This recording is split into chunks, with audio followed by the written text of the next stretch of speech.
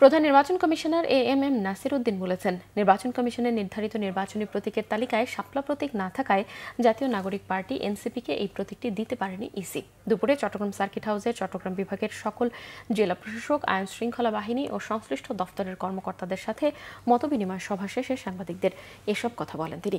CEC বলেন, NCP কাঙ্ক্ষিত প্রতীক না পেলেও গণতন্ত্রায়নের পথে বাধা হয়ে দাঁড়াবে না বলে মনে করে না নির্বাচন কমিশন। গণ অভ্যুত্থানে যারা নিজেদের জীবন বাজি রেখেছিল তারা এ ধরনের কাজ করবে না বলেও মন্তব্য করেন প্রধান নির্বাচন কমিশনার। কমিশন চায় একটি স্বচ্ছ নির্বাচন উপহার দিতে। রাতের অন্ধকারে লুকিয়ে কোনো ভোট হবে না বলেও আশ্বস্ত করেন প্রধান নির্বাচন কমিশনার।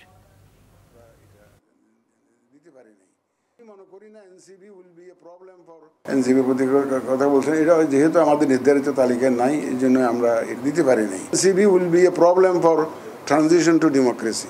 তারা একটা নিজেদেরকে গণতন্ত্রায়নের পথে বাধা হিসাবে আসবেন এমন আমি মনে করি না। অন্তত আমরা একটা ট্রান্সপারেন্ট স্বচ্ছ নির্বাচন উপহার দিতে চাই, লুকানো কোনো নির্বাচন দিতে চাই না, রাতের অন্ধকারে ভোট আমরা চাই না।